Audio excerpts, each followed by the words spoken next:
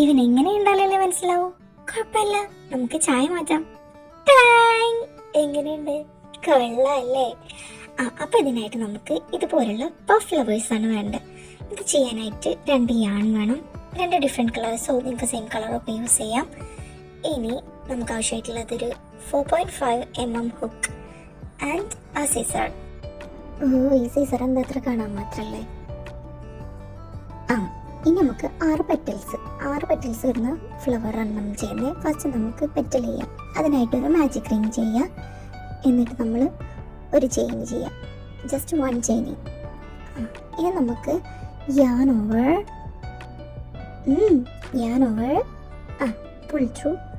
pull through both the loops. ഇതാണ് half double crochet. ഇങ്ങനെ ഇതുപോലെ 5 എണ്ണം കൂടെ നമുക്ക് ഉണ്ടാക്കിയെടുക്കണം. Total we need 6 half double crochets. ഇതിന്റെ നെയിൽ ഡിഫറൻസ് നിങ്ങൾക്ക് മനസ്സിലായിട്ട് തന്നെയല്ലേ? ജസ്റ്റ് പറ്റിച്ചു. ഈ നെയിൽ ചെയ്താലേ ക്രോഷ്യ ചെയ്യാൻ പറ്റില്ല. അപ്പോൾ നമ്മൾ യാണ് പുള്ളി ചെയ്തിട്ട് റിങ് ടൈറ്റ് ചെയ്യണം. റിങ് ടൈറ്റ് ചെയ്തതിന് ശേഷം നമ്മൾ ഫസ്റ്റ് ചെയ്ത് വെച്ച സിംഗിൾ ക്രോഷ്യ, ഹാഫ് സിംഗിൾ ക്രോഷ്യയില്ലേ, അതിൽ സിംഗിൾ ക്രോഷ്യയിലല്ല, നമ്മൾ ഡബിൾ ക്രോഷ്യയിൽ ചെയ്തേ. ഹാഫ് ഡബിൾ ക്രോഷ്യയിൽ ഇൻസേർട്ട് ചെയ്തിട്ട് 3 ചെയിൻസ് ചെയ്യണം. 3 ചെയിൻസ് ചെയ്തിട്ട് യാൺ ഓവർ ആ സെയിം നമ്മളിപ്പോൾ ചെയിനിങ് ചെയ്ത സെയിം ഹോളിൽ ഹുക്ക് ഇൻസേർട്ട് ചെയ്യുക. Yarn over pull through. ഇനി ഇതേപോലെ 6 times yarn over pull through. ഇനി നമ്മൾ last one except last one അതല്ലാത്ത എല്ലാത്തിൻ്റെ ഉള്ളിൽ കൂടെ പുൾ ത്രൂ ചെയ്യുക. ഇനി ബോത്ത് 2 ലോബ്സ് പുൾ ചെയ്യുക. ഇനി നമുക്ക് ചെയിൻ 3 ചെയിനും കൂടെ ചെയ്യാം. 3 ചെയിൻ ചെയ്തിട്ട് നമ്മൾ ഇത്ര നേരം വർക്ക് ചെയ്തുകൊണ്ടിരുന്ന സെയിം ഹോളിൽ ഹുക്ക് ഇൻസേർട്ട് ചെയ്യുക, യാൺ പുൾ ചെയ്യുക. അങ്ങനെ ഒരു സ്ലിപ്പ് സ്റ്റിച്ചും കൂടെ ചെയ്യാം. This is A slip stitch. ഇനി നമുക്ക് വീണ്ടും ചെയിൻ 3. ഇപ്പോൾ ഒരു പെറ്റലായി.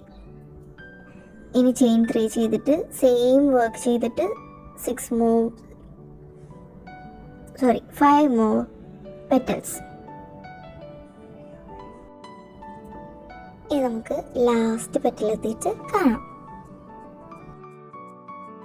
നമ്മളിപ്പോൾ ലാസ്റ്റ് പെറ്റൽ ചെയ്യാണ്. നമ്മൾ ഫസ്റ്റ് ചെയ്തിട്ടുള്ള ഹാഫ് ഡബിൾ ക്രോഷ്യേൻ്റെ ഉള്ളിൽ ഇൻസേർട്ട് ചെയ്തിട്ട് സ്ലിപ്പ് സ്റ്റിച്ച് ചെയ്യാം. അപ്പോൾ നമ്മൾ ഫ്ലവർ കംപ്ലീറ്റ് ആയി. ഇനി നമുക്ക് യാണ് കട്ട് ചെയ്യാം. ഫ്ലവർ അല്ല, പെറ്റൽസ് കംപ്ലീറ്റ് ആയി.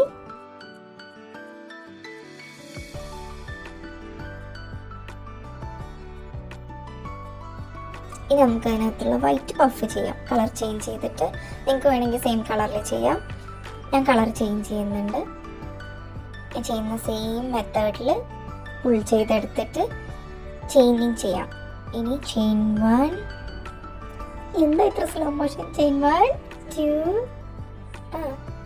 2 3 4 4.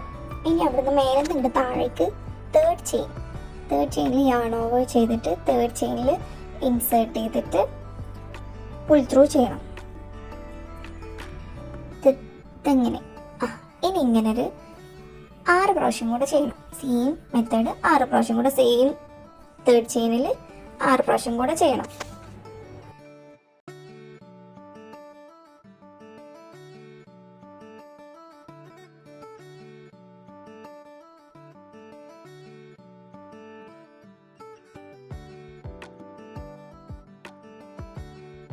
ഇനി നമ്മൾ ഫ്ലവറിൻ്റെ പെറ്റൽ ചെയ്ത അതേപോലെ എക്സെപ്റ്റ് ലാസ്റ്റ് 1 ചെയിൻ അതിൻ്റെ ഉള്ളിലേക്കോടെ പുൾ ത്രൂ ചെയ്യാം.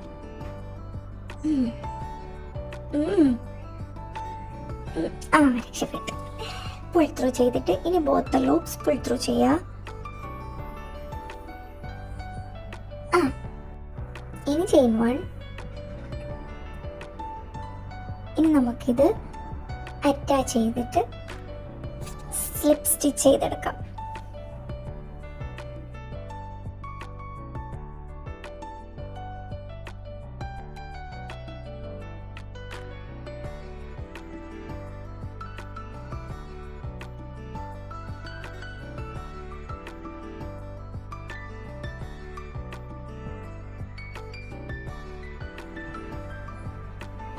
യാണ് കട്ട് ചെയ്യുമ്പോൾ നമ്മൾ ഡ്രസ്സിൽ വർക്ക് ചെയ്യാനുള്ള, നമ്മൾ ഇങ്ങനത്തെ ടൈപ്പ് ടോപ്പിലാണെങ്കിലും വർക്ക് ചെയ്യാനുള്ള ഒരു സെറ്റ് ഓഫ് യാണ് അതിൽ നിർത്തിയിട്ട് ബാക്കി മാത്രമേ കട്ട് ചെയ്ത് കളയാൻ പറ്റുള്ളൂ. I will show you how.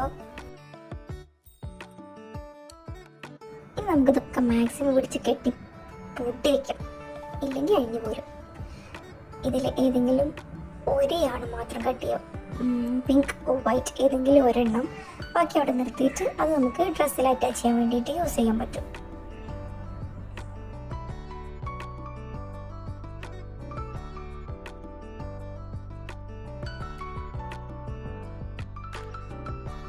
അപ്പം എല്ലാം മനസ്സിലായി തോന്നുന്നു. അപ്പം ശരി, പിന്നെ കാണാം. Okay, by.